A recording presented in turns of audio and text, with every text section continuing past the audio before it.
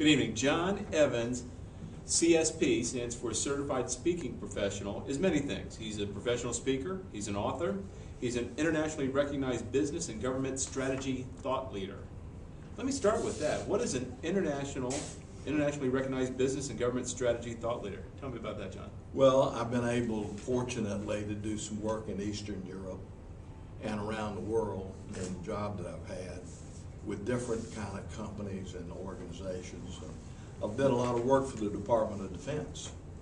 So I've been brought in to do programs that deal with implementation and execution of strategic plans. And I really enjoyed that because it really gets down to the heart of the role of the leadership.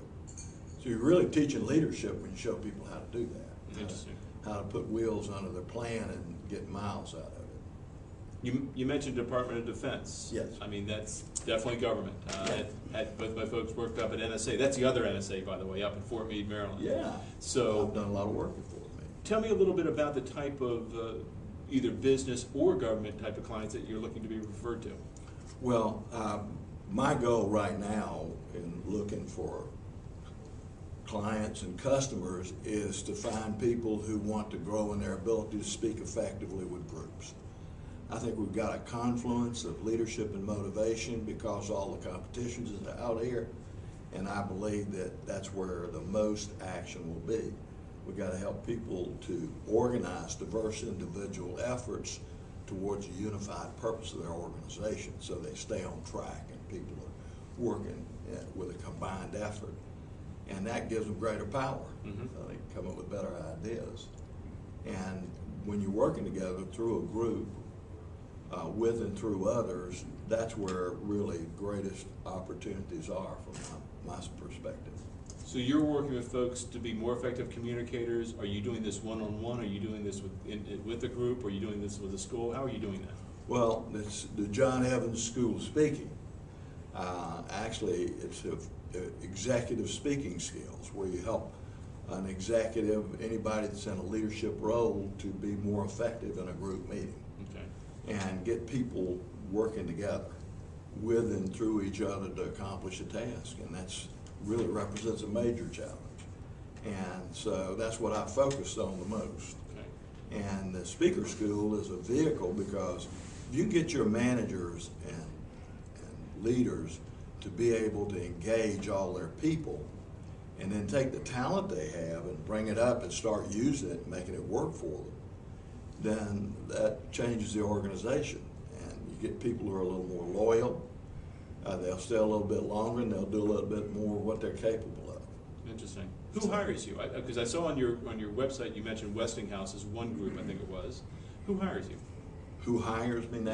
Yes, Hopefully we'll get business with all kinds of organizations. When I was in Europe, just did a speaker school there, the first one done in Bucharest, through Bucharest Speakers Bureau, and we had the vice president of Oracle in Europe, we had the vice president of UNICEF, we had the vice president of many major organizations all in the classroom, and they were all looking for the same thing. They want to be able to inspire and to motivate, and I think that's a trend now that's going to really help our business. And we do a lot of networking with them.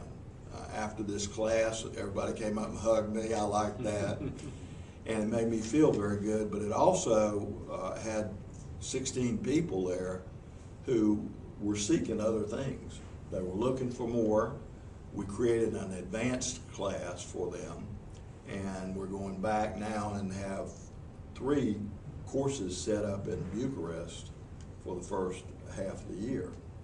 So, and I mentioned Bucharest only because it was a unique experience for me in that culture where they've had a whole different set of conditions over there, and they've emerged from behind the Iron Curtain, and they're facing major changes in how things are done there. So Eastern European countries are ones that you have some specialization on. And I bring that up because we do have people in Siebold Success Network from all over the world. Right, right. Interesting.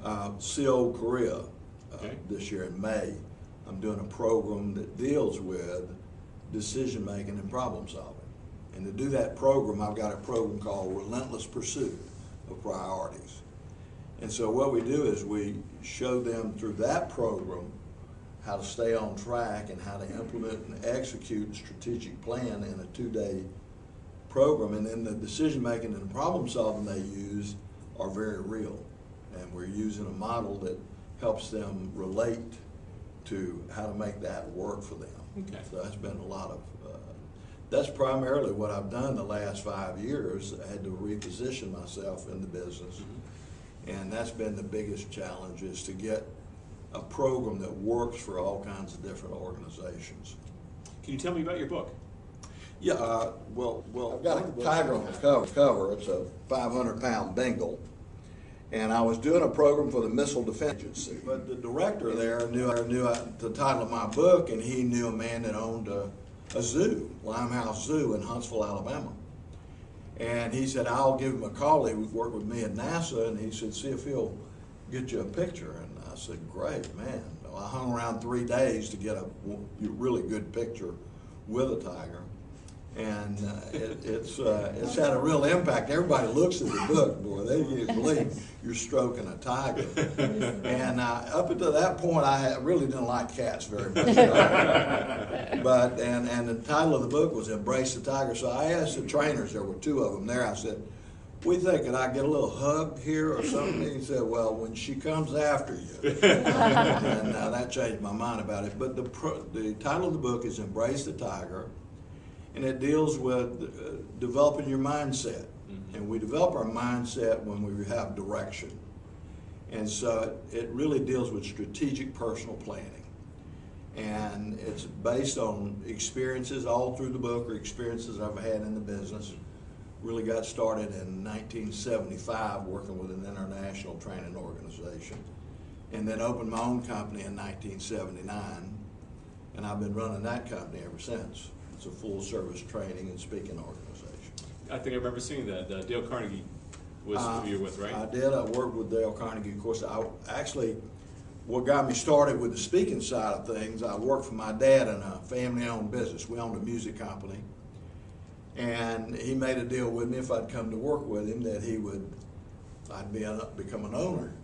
You know, he owned it and I would get a piece of it. So I went to community college and worked for my dad and lived at home till I was almost 20. It's kind of like being in prison, you know. But at 19 years old, he sent me to a speaking course. And there were 35-year-old was the youngest guy. To me, I was very intimidated and terrified the first night, but I made it through the entire course and had more confidence than I'd ever had before. And so with my ability to sell the pianos and organs and the kinds of things that I did to demonstrate those to large churches, and I just got my confidence up really good. And the company I wanted to go to work for was Westinghouse. And the reason was they were the 13th largest corporation in the world, the most diversified. And I just could picture myself in that environment. And I was the youngest man hired for the job I got. I was the youngest man promoted in the job I had. And I got the job because I really understood sales and because I had the confidence to sit in front of a group and train them, stand in front of a group and train them. And so that really kind of moved my career along. After 10 years with Westinghouse, I went to a meeting, a Carnegie meeting, and met the best speaker I've ever met. And I said, I want to be just like him. So if he would be my mentor, I'd go to work for them. So I left with less than a year to vest my retirement. I almost got the divorce then because we had so many benefits and salary, nice salary and everything. But it was the best thing I've ever done. And I went on full commission with them and became an instructor in all the courses. And that's usually takes about 2.5 years for a certification, and I had 7 within that 5-year period. So I felt really confident then. And 79, I wanted to be a sponsor, and there weren't, in the places I was looking to be a sponsor in the Southeast, they weren't available. There were many people standing in line in front of me, had more experience and had more money. You know, so I started my own company and never looked back. Interesting. It's been great, so. Good deal. Yeah. I just have two other questions. Okay. One has to do with all your referral agents out here. How will our referral agents know they're in front of somebody, or somebody is in their presence that could be a good referral to you? Anybody that wants their organization to grow, to match the growth they see in that business. Mm-hmm. And you know, a lot of times you ask somebody about their business and what their plans are for their business, and they'll describe all sorts of things, but one thing you never hear about is an exit strategy, you know, and because that defines whether they're a businessman or an entrepreneur. Entrepreneurs, they want to build something, sell it, and take off. I heard somebody say they were a serial entrepreneur. Toby, I guess it was, and I relate to a lot of people I've worked with are serial entrepreneurs.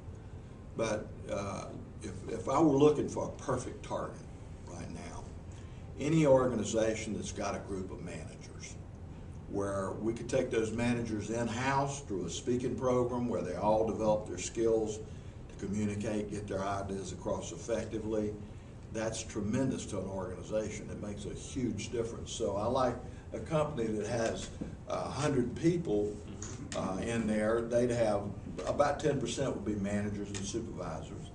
So in that range, anywhere from 100 to 500 has been the best target for me.